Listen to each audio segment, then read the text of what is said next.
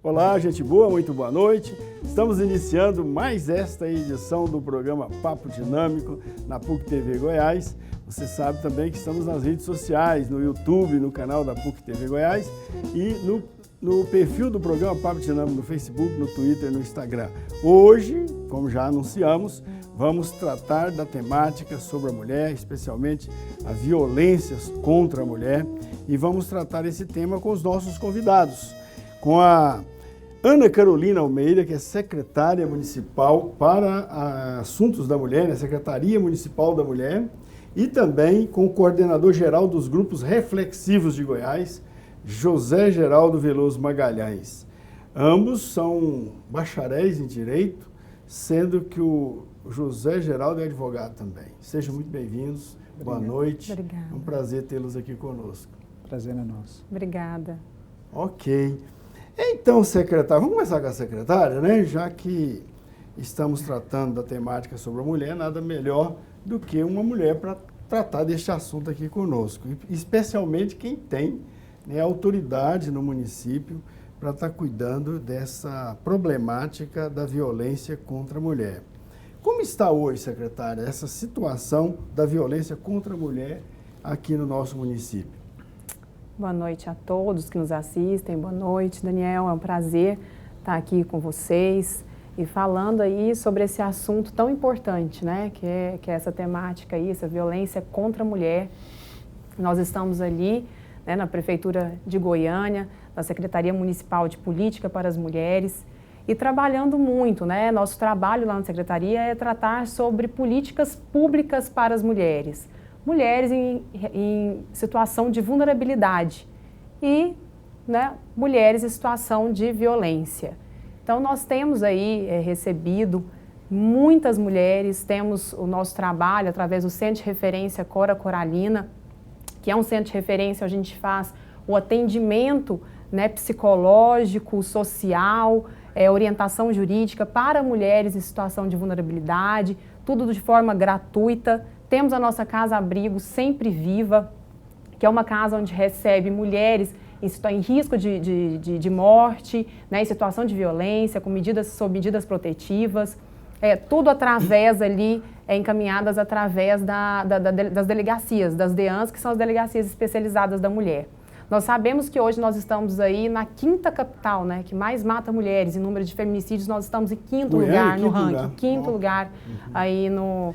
Pois é, secretária, as mulheres ainda têm medo de denunciar o agressor, o homem que a agride? Infelizmente, é uma mistura, na verdade, de medo e de dependência, Daniel. Nós temos aí, essas mulheres são dependentes financeiramente desses homens.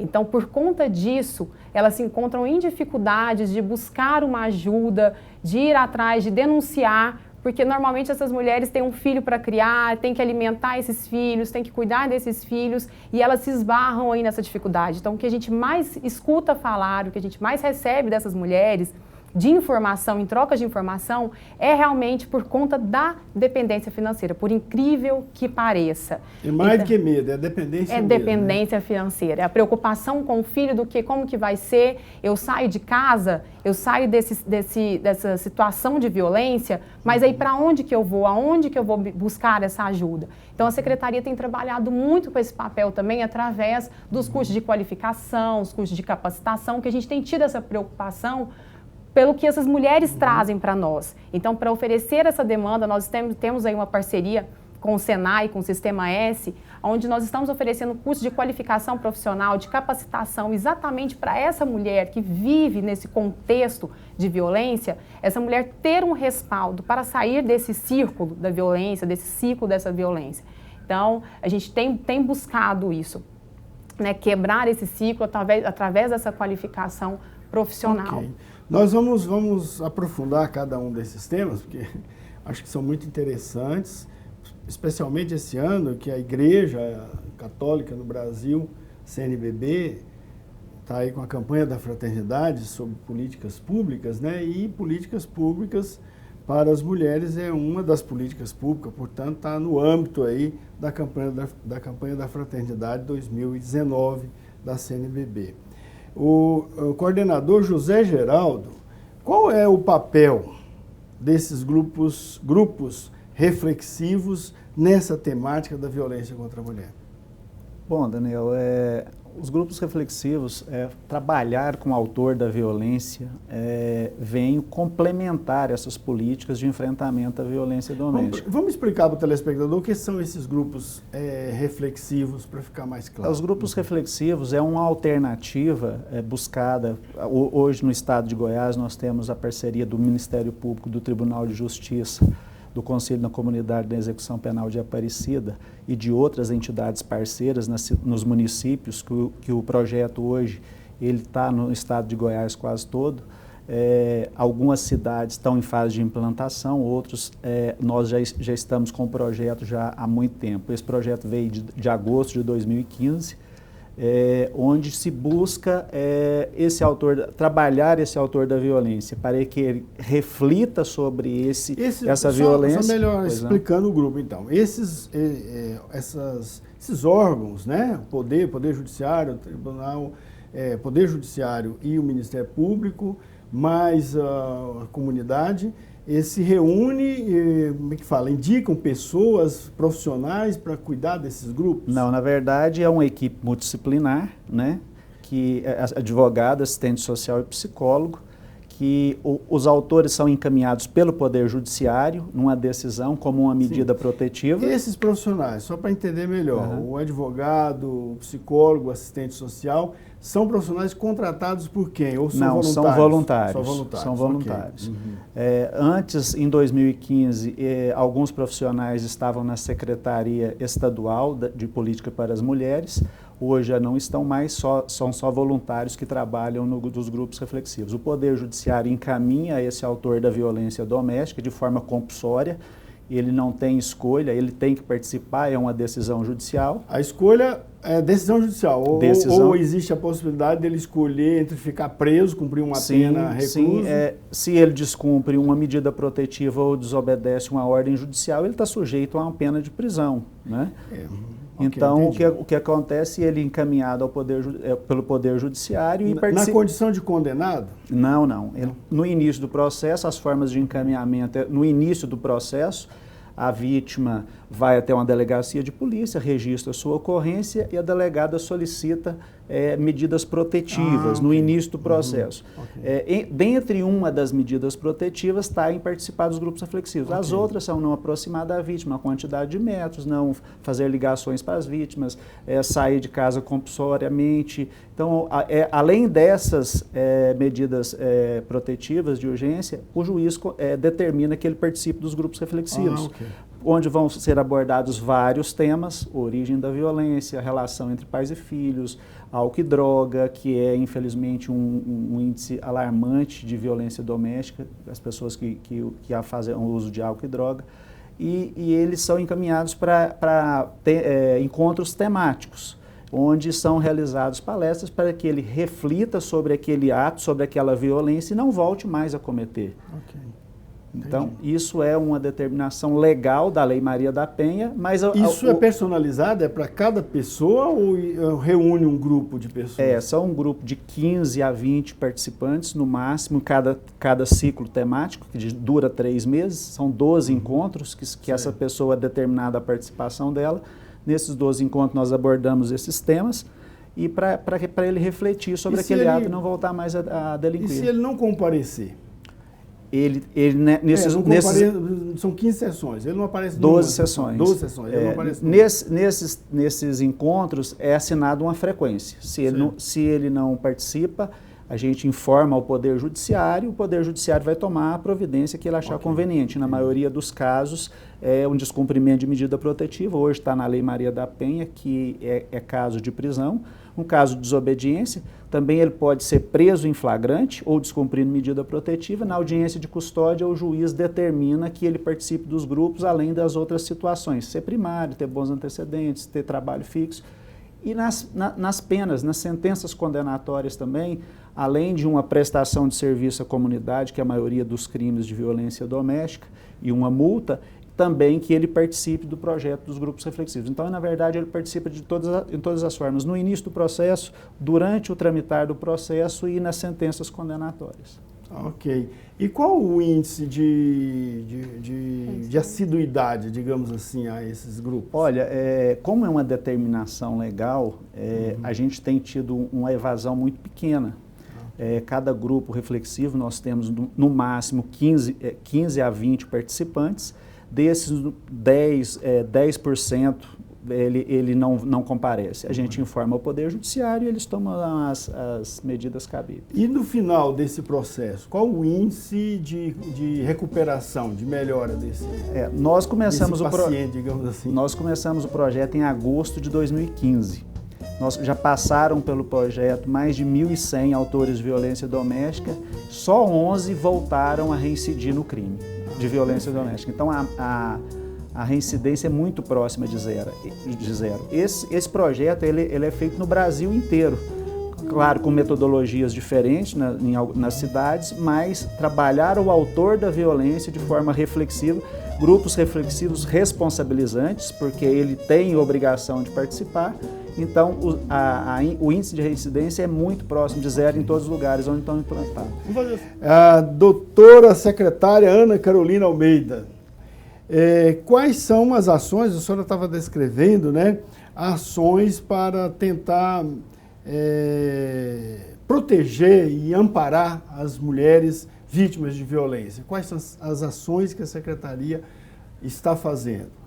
Daniel, o doutor José Geraldo falava aqui até dos grupos reflexivos e nós entendemos, né, como secretária da Secretaria Municipal de Política para as Mulheres, nós entendemos que a gente também, a gente não pode excluir o autor da violência desse sistema, desse projeto nosso aí, de lutar contra a violência. Ele não é só autor, ele é vítima, de certo modo, do Sim, sistema, do sistema que ele viveu, do meio que ele vive, esse machismo que nós temos aí no estado de Goiás, que é um machismo, né, assoberbado aí. Então, assim, ele é vítima do meio. E não tem como a gente não trabalhar esse autor, porque esse autor, ele vai ter um outro relacionamento, ele vai cometer aí essa violência, né, com essa mulher, e ele vai para um outro relacionamento, e ele vai dar continuidade aí nesse ciclo da violência. Perfeito. Então, nós temos que cortar, a gente tem que tratar isso daí. E aí, quando eu conheci o projeto, aí, o trabalho do Dr. José Geraldo, logo eu levei esse trabalho e esses grupos lá para o nosso centro de referência. Então, nós temos aí esse projeto juntamente, né, com o Ministério Público, com o Tribunal de Justiça, assinamos aí um protocolo de intenções, onde nós levamos esse trabalho para lá.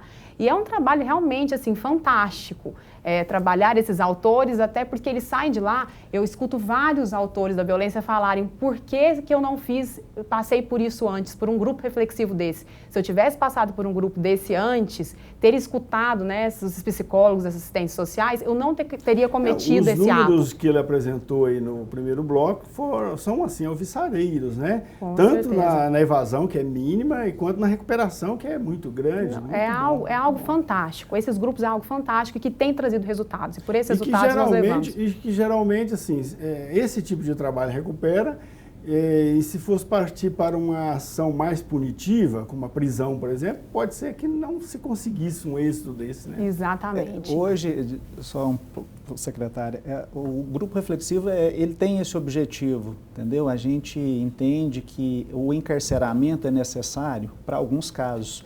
Os grupos reflexivos não recebem autores de feminicídio na forma tentada, nem consumada, nem de abuso sexual. Nós entendemos que essas pessoas já estão no ápice da violência. Infelizmente, a pessoa, quando comete um feminicídio, ela já passou por várias violências, porque a violência não é só a física. Sim. A violência é a moral, é a patrimonial, é a psicológica, que é a pior das violências, né? Tem a violência física. Então, até chegar a esse ponto do ápice da violência, ele já cometeu vários crimes, né? Então, o que a gente busca é romper esse ciclo da violência. A secretária falou muito bem. Essa questão, esse autor da violência, ele já viu isso. Ele já viu isso na sua casa. E a tendência é perpetuar para as futuras gerações. Ele já viu com seu avô, com a sua mãe, com seu pai, está fazendo agora e a tendência é ele passar isso para os filhos. Exatamente. E isso é um dos objetivos do grupo reflexivo. Essa questão de alternativa penal. O ordenamento constitucional brasileiro, mais do que nunca, entende que as penas têm que ter alternativas para as penas, porque o nosso sistema prisional é uma calamidade. Então, ele acaba formando a pessoa. Exatamente. Essa pessoa, aperfeiçoar a pessoa. Exatamente. É o que a gente fala da faculdade do crime. A pessoa chega lá com um pequeno delito, talvez foi o único delito, às vezes no momento de raiva, talvez também a vítima discutiram verbalmente, eles não sabem, nem as vítimas sabem que a violência, ofender a sua honra subjetiva é crime. Nós ministramos palestra para as mulheres também. Eu trabalhei na Secretaria da Mulher, nós fazíamos atendimentos das vítimas de violência doméstica, igualdade racial, homofobia e de tráfico de seres humanos. A ideia dos grupos reflexivos surgiu daí. Essas mulheres que eu fazia atendimento a essas mulheres, o que elas desejam é que a pessoa mude o seu comportamento. Não quer que ele seja preso, não quer que ele tenha um processo contra ele. Ela quer que ele mude. Lógico, nós temos que falar de caso a caso. Tem casos que é necessária a prisão e vai continuar sendo. Mas a maioria dos casos, o que precisa de ser feito é isso, é uma orientação para essa pessoa romper esse ciclo. É uma recuperação de alguma deficiência e também uma prevenção do agravamento daquela situação. Exatamente. Então ele já sofreu isso, ele já viu essa violência e a tendência dele é perpetuar. E a gente visa romper.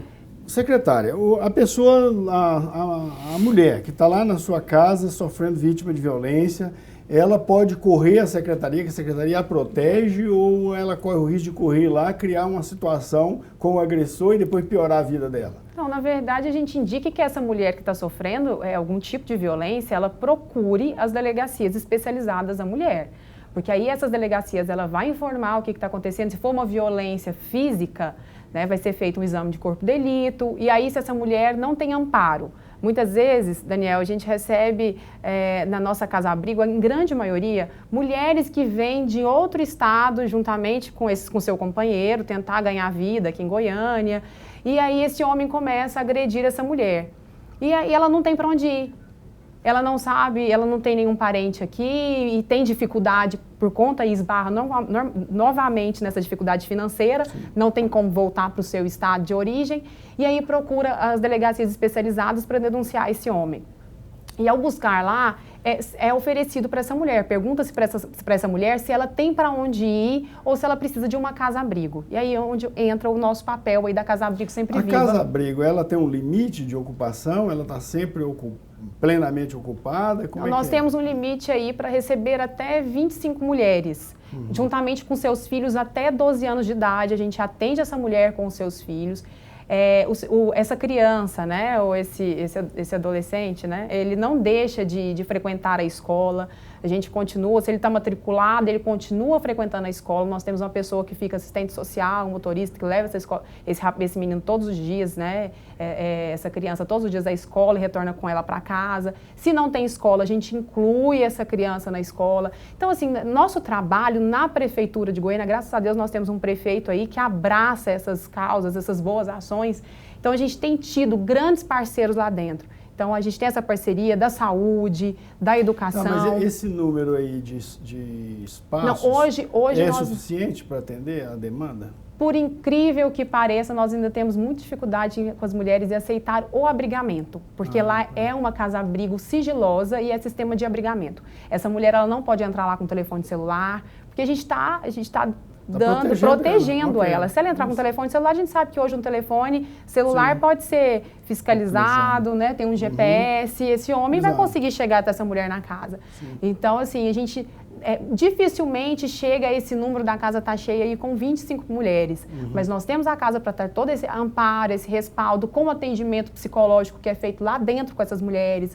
Essas mulheres, elas têm um treinamento de capacitação e qualificação lá dentro. Então, elas são totalmente amparadas. Né? A gente fornece alimentação. Então, esse momento que ela está lá... Ampliando um pouco a discussão, como é que vocês veem assim, a atuação da justiça em relação a essa questão?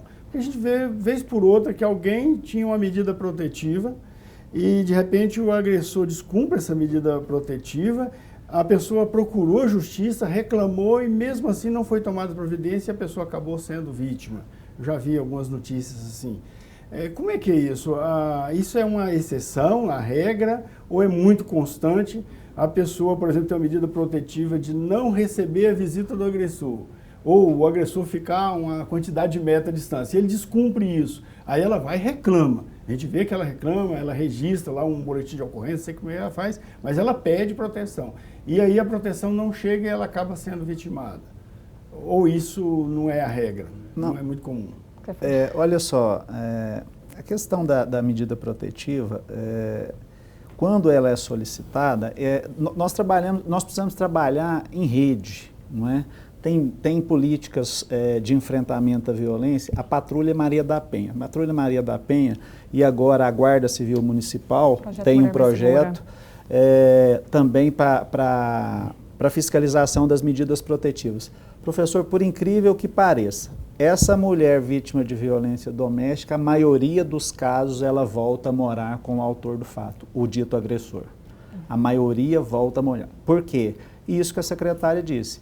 É uma dependência afetiva, é uma dependência financeira, que é a maioria dos casos. A nossa cultura machista, essa situação do patriarcalismo, né? Então, essa mulher não tem condições de estar bem, de falar, olha, eu não quero mais esse tipo de relacionamento para mim, eu vou tocar minha vida para frente. A maioria volta a morar com o autor do fato. Às vezes, até num relacionamento aparentemente saudável, existe uma estrutura de violência. Claro. Né? Por exemplo, é muito comum as mulheres não trabalhar nas famílias e muitas vezes não é por uma questão de opção. Às vezes é porque o marido não deixa, não é isso? E aí a pessoa acaba gerando uma dependência que vai se agravando com o tempo, essa dependência, e vai se agravando, vai aumentando essa dependência, porque vem os filhos, a pessoa não aprendeu a trabalhar, não criou rede de relacionamentos, ficou isolada, e aí de repente começa a sofrer o abandono. Exatamente. Né, do agressor que começa a abandonar e agredir também, né, ainda que não agrida fisicamente, mas agrida psicologicamente. Professor, a gente tem levado muito, através do Centro de Referência Cora Coralina, nós temos feito muito trabalhos itinerantes. Nós estamos indo para regiões que tem uma grande quantidade de pessoas morando, né? O último trabalho que nós fizemos foi ali no Jardim Cerrado, que nós sabemos que tem mais de 40 mil habitantes, maior do que muito município, e lá estão muitas pessoas nessa situação que a gente trabalha, muitas mulheres em situação de vulnerabilidade. Então, nós começamos lá com um evento até do Dia das Mulheres, fizemos uma frente de serviço, que o prefeito gosta muito de fazer as frentes de serviço, e deu exatamente no Dia da Mulher, fizemos uma frente de serviço especial mulher. E demos continuidade com nossos trabalhos lá no Jardim Cerrado, levando rodas de conversa para aquelas mulheres daquela região. E o que a gente tem trabalhado muito, que você diz tudo, trabalhado essa questão do empreendedorismo, mostrando para as mulheres que elas podem ganhar dinheiro também dentro das suas casas, porque a gente sabe da dificuldade da mulher, tem os filhos pequenos, aí tem dificuldade de sair, porque não tem dinheiro para pagar uma babá, alguém para vigiar, então essa mulher tem que ficar dentro de casa.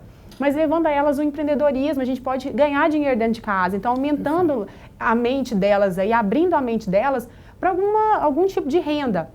E aí, através disso, nós levamos o curso móvel de panificação lá para o Cerrado. Começamos pelo Cerrado, mas já estamos vendo outras regiões para a gente trabalhar também esses cursos móveis. Então, nós estamos lá com o curso móvel de panificação lá no Jardim Cerrado 4, em frente a uma escola municipal, né?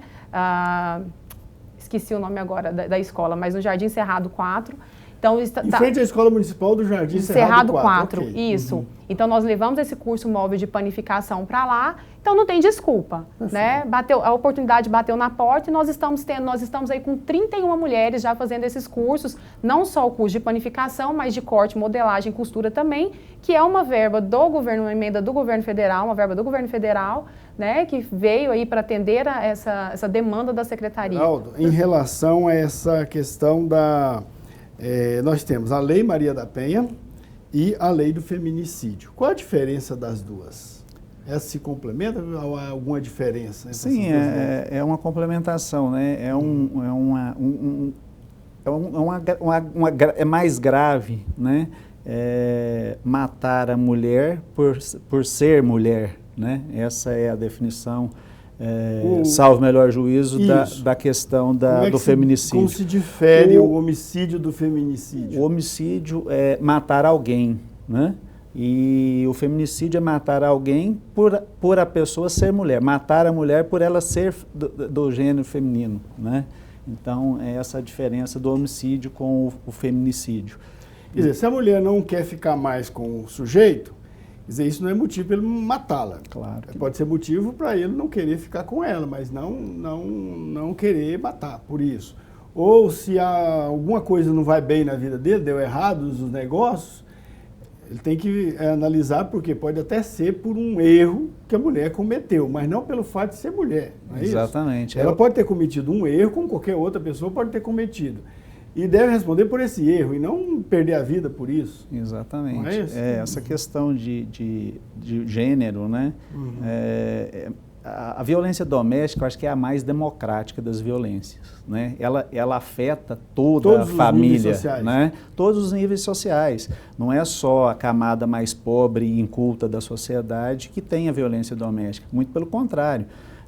As pessoas mais abastadas financeiramente e de um nível de escolaridade maior, elas às vezes levam menos a notícia do fato a uma delegacia por medo da publicidade nas suas rodas sociais, mas a violência doméstica é a mais democrática das violências. Ela não ocorre só nas camadas... A violência mais comum na violência contra a mulher, violência doméstica contra a mulher? É a violência moral, né? Ofender a honra subjetiva da companheira, as vias de fato, né?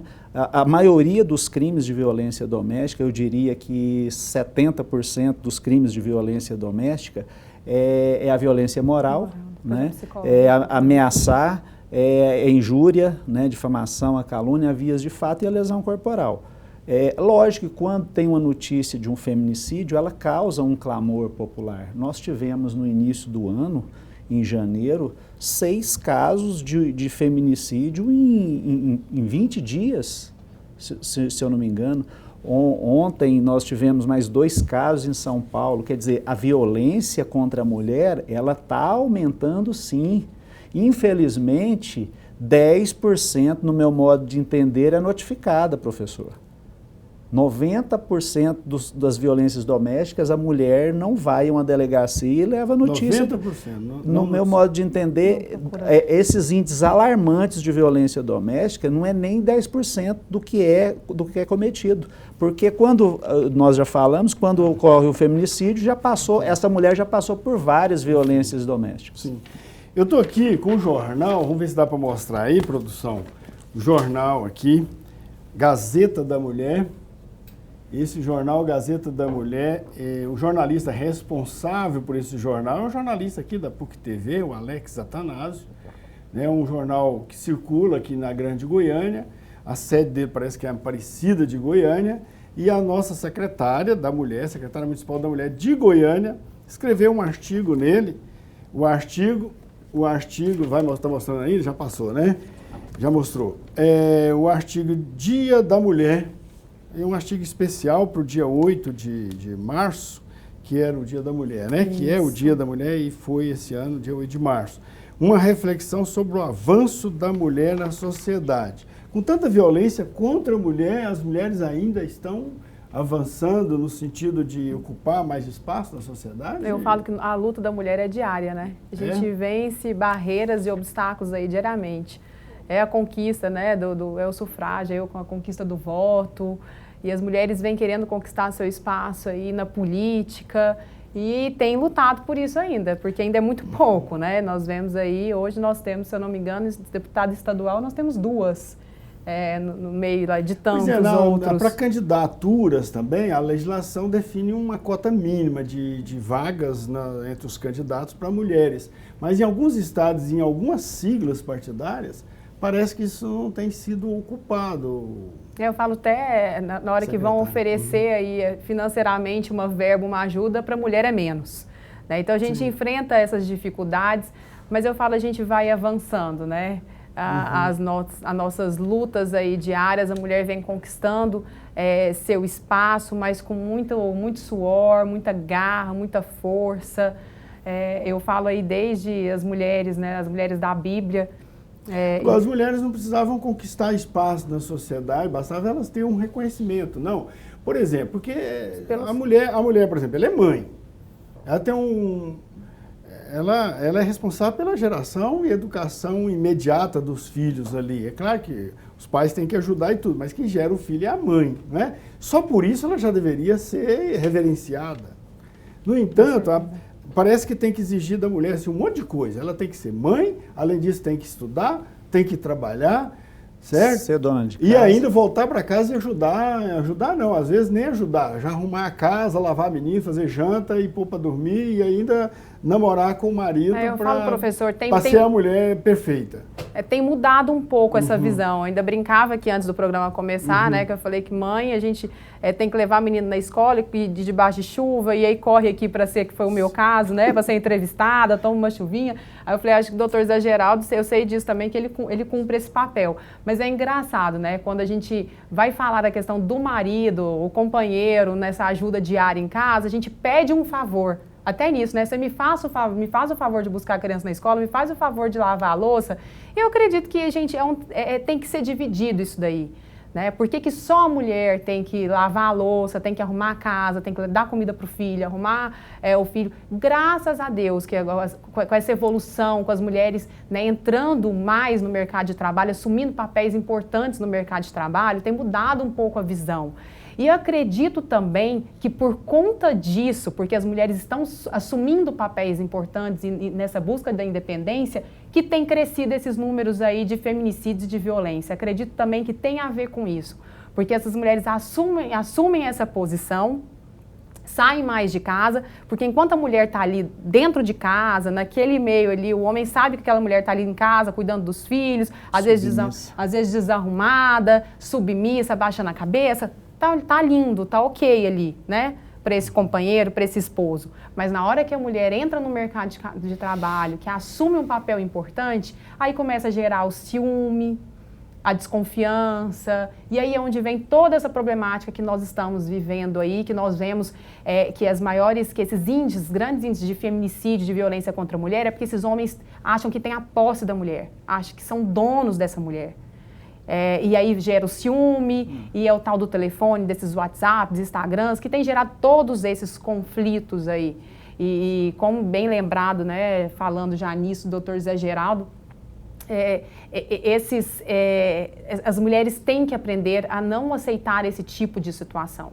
Né, essa violência psicológica, que muitas vezes não traz marcas que mostram, mas traz marcas, né, no consciente da pessoa, traz marcas que às vezes a gente nem vê, essa violência moral, isso tem sim que ser denunciado, não pode se aceitar. Nós temos aí os sinais de um relacionamento abusivo, então tem que se levar a sério esses relacionamentos. Quando é que a mulher, assim, tem o agressor, porque nem sempre, porque a gente vê, assim, uma pessoa que às vezes vive 30 anos, depois separa. Separa porque aconteceu atos de violência, mas tudo indica que não havia essa violência antes. Aí, de repente, começou a haver a violência. Há algum sinal de que isso acontece? Ou não? O agressor é sempre agressor, só que tem um momento certo que ele aparece. Como é que acontece? A violência ela tem ciclos, né? Uhum. Ela começa muitas vezes assim, com uma mordidinha, um puxão de cabelo. E aí uma ofensa verbal, geralmente uma ofensa verbal, e aí começa a xingar, fala, você tá mexendo com algum homem. Ela vai dando sinais, e aí são sinais crescentes, até chegar num caso de uma violência física, de um feminicídio. Entendi. Então, por isso que eu falo que a gente tem que tomar muito cuidado a esses sinais, que são esses sinais de relacionamento abusivo. Ciúme demais. Questão, é sua roupa, controle. E aquele homem que não tem controle dos seus atos. Nesse caso, o que fazer? José Geraldo? O que tem que fazer? Professor, eu acho que a violência é cultural, né? Nós temos aí... Sim, mas a mulher está sentindo que a violência está aumentando contra ela em casa. É o primeiro ato de violência, ela tem que denunciar. Ela tem que ir em uma delegacia... Mas, às vezes o caso não é de ir numa delegacia. Às vezes é uma discussão e ela sentiu... Sai fora do relacionamento, eu acredito nisso. É um relacionamento isso. abusivo, né? Que a secretária disse, eles são sinais, né? É um ciclo da violência, né? Ela começa com a agressão menor, verbal, que às vezes a mulher acha que nem é. A família, isso já está muito banalizado, né? Essa questão da violência. Sim. Não, eles discutiram, isso é briga de marido e mulher, não mete... Não, tem que meter a colher sim. Se você está vendo um caso abusivo, você tem que falar, sim, tem que procurar ajuda. Essas pessoas que, quando sentir um relacionamento está saindo do controle, acabou o afeto, acabou o respeito, acabou o relacionamento. Eu não estou pregando aqui o fim da família, que eu acho que é a coisa mais divina que existe, é a família, mas a família que esteja com respeito dentro da sua casa e com afeto. Acabou o afeto, acabou o respeito, acabou o relacionamento. Agora, essa pessoa, quando vê esses sinais, ela tem que saber detectar. Não é? É questão cultural, é educação. Olha, o que nós estamos fazendo aqui hoje é trabalho de formiguinha, mas tem projetos aí, inclusive da Coordenadoria Estadual da Mulher de Situação de Violência, do Tribunal de Justiça, que tem um projeto muito bacana, que é a Maria da Penha vai à escola. Ou seja, vão capacitar os profissionais, os professores, os diretores da escola para falarem sobre a violência doméstica lá na escola. É por aí que nós vamos começar. A gente vê que as pessoas estão muito religiosas, frequentando as igrejas e tal. E, no entanto, a violência contra a mulher tem aumentado. O que as igrejas poderiam fazer, assim como os grupos reflexivos fazem? A gente viu aí por números que os grupos reflexivos recuperam e previnem, né, a violência contra a mulher, o agressor, né, que pratica violência. O que os grupos também religiosos, as religiões poderiam fazer, criando grupos, né, de formação do casal, de tal modo que possa também trabalhar no sentido de formar e de prevenir a violência contra a mulher? A senhora acha que isso é possível? Que a religião pode contribuir nisso? Com certeza, Daniel. As religiões, né, sem denominações aqui, que nós não vamos citar, mas a gente preza pela família, não é isso? Sim. Pelo contexto familiar. Ninguém quer ver um divórcio, uma família destruída. Então, eu acredito, assim, quando acontece, tem uma pesquisa feita aí, que 40% das mulheres que sofrem violência estão dentro das nossas igrejas. Então, essas mulheres buscam as nossas igrejas através de ajuda, né? Elas precisam de ajuda, de informação. Muitas vezes elas não têm informações.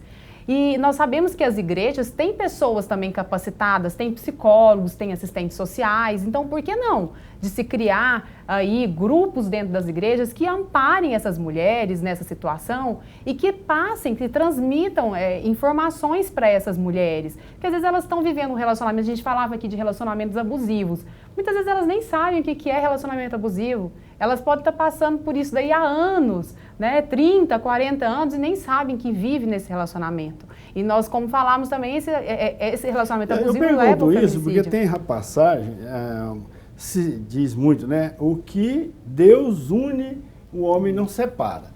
Então, acho que muita gente também fica junto, assim, em nome dessa profissão, digamos assim, né? Desse compromisso que foi feito perante Deus, de assumir, né, um casamento. E aí não quer separar mesmo com todo o transtorno.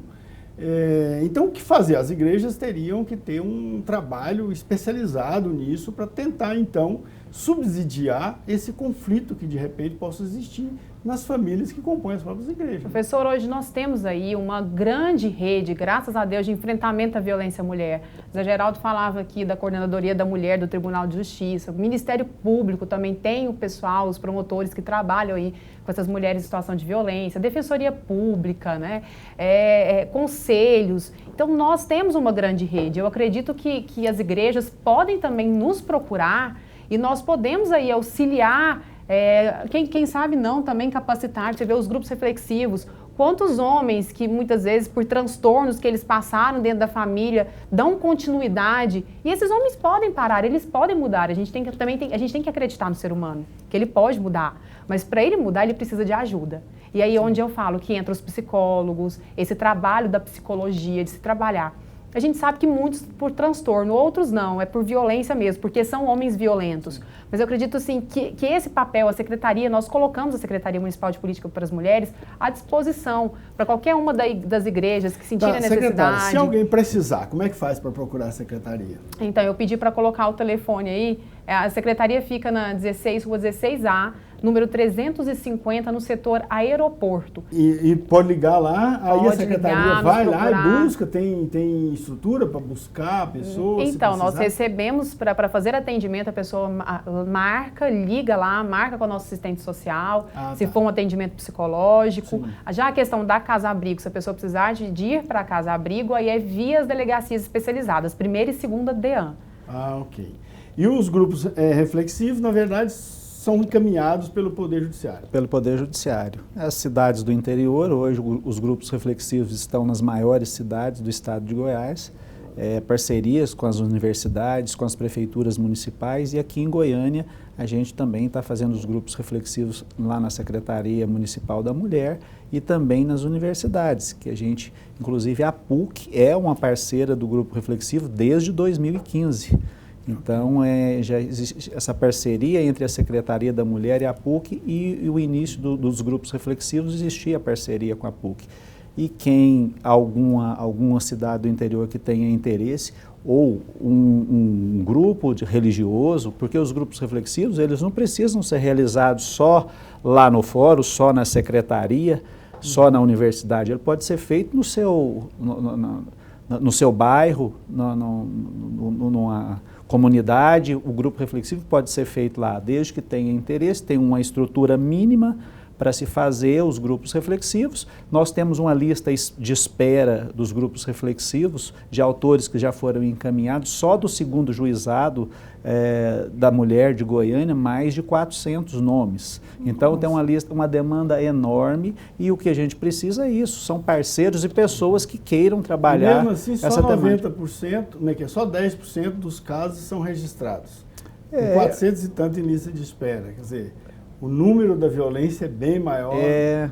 Infelizmente, eu acho que o número está aumentando muito e são subnotificados. Eu acho que nem 10% é notificado. Não, mas não existe o caso, por exemplo, de uma mulher reclamar de violência e depois apurar o caso e, na verdade, não ser violência. Na verdade, é uma fake notícia, é uma fake denúncia. Sim, existe isso. Nesse caso, ela está cometendo uma violência, ela está cometendo um crime, né? Ela está levando uma notícia falsa de um crime que não ocorreu. Esse autor da violência, nos grupos reflexivos, nós não estamos lá para falar do mérito, se ele cometeu ou não o delito. O que nós estamos lá para fazer é orientar esse autor da violência. Nós não falamos só de violência doméstica, nós falamos da violência no trânsito, para essa pessoa pensar nos seus atos. Toda atitude tem uma consequência. E o que a gente busca é a cultura da não violência. E essas pessoas que saem dos grupos reflexivos, eles são disseminadores da cultura da paz. Então, o que a gente busca é isso nos grupos reflexivos. O problema que ele tem com a justiça, ele vai ter a oportunidade de fazer sua defesa lá no Poder Judiciário, e o Judiciário vai pesar quem é que tem razão, e ele vai ser absolvido ou vai ser condenado. Se for um caso que a mulher usou a medida protetiva de uma forma indevida, porque às vezes essa vítima da violência, ela pega aquela medida protetiva, terminou o relacionamento, ela quer ganhar uma pensão alimentícia para o filho, ela usa a medida protetiva. Nós estamos falando de paternidade é uma coisa, violência é outra. E às vezes as pessoas confundem. A mulher, às vezes, que tem a medida protetiva, ela faz um mau uso da medida protetiva. Ela usa aquela medida como vingança. Ela não deixa o pai visitar o filho, e ela não entende que o direito de visita, de ter o convívio com o pai e com a mãe, é do filho. Então ela não sabe separar essa situação de direito de família, ou outra é direito penal. Então a justiça vai decidir o mérito, quem tem razão e quem não tem. E se ela está levando a notícia falsa de crime, ela está cometendo crime. Agora, se a justiça demora muito nessa decisão, aí pode acontecer 1000 coisas em termos de transtorno. Né? Claro, a lei é muito boa. A Lei Maria da Penha é a terceira mais popular do mundo. É uma lei muito boa. O problema é o operador do direito. São várias interpretações e a efetividade da lei. A lei é ótima, a lei é ótima, mas a colocar em prática. Cadê as políticas públicas que são feitas pelo Estado de Goiás, às vezes pelas prefeituras? Não tem. Então a gente tem que criar essa perspectiva de políticas públicas de enfrentamento à violência. A lei é boa, mas o aplicador do direito é que faz ela, às vezes, ser demorada, o Poder Judiciário. O Poder Judiciário não é o culpado só dessa situação. Às vezes o advogado não sabe pedir, às vezes o Ministério Público não manifesta na hora correta, às vezes essa mulher... A própria vítima exatamente, demora. Essa vítima tem uma medida protetiva. Volta atrás, não, exatamente, não pode aproximar dela. O cara vai e volta a morar com ela ou aproxima dela, ela não vai na delegacia registrar. A polícia não tem condições de colocar um policial para ver cada medida protetiva. Ela que precisa de ir lá. O senhor está entendendo? Então, são vários fatores. Gente, fiquei muito feliz com a discussão aqui, eu acho que extremamente esclarecedora para todos nós. Certamente teríamos muitos outros assuntos para tratar sobre este tema, até porque ele é muito amplo. Mas eu acho que o essencial nós conseguimos falar aqui, principalmente para as mulheres, mas também para os homens, os que não são, os que colaboram com as mulheres, os que não são agressores e os que são agressores também. Acho que é uma discussão que vale para todo mundo. Todos nós aprendemos com uma discussão como essa e certamente nos tornamos melhores. Esse é o objetivo. No final do programa você está melhor, né, do que estava quando o programa começou. Esse foi o nosso objetivo, eu espero que você conseguiu. Obrigado vocês pela presença. Eu que agradeço, professor. José Geraldo Veloso e a secretária Ana Carolina, o advogado José Geraldo Veloso Magalhães e a secretária da Mulher do município de Goiânia, Ana Carolina Almeida. Muito obrigado, boa noite para vocês. Boa noite, nós que agradecemos. Obrigado. E para você que nos acompanhou, um grande abraço, boa noite, até a próxima.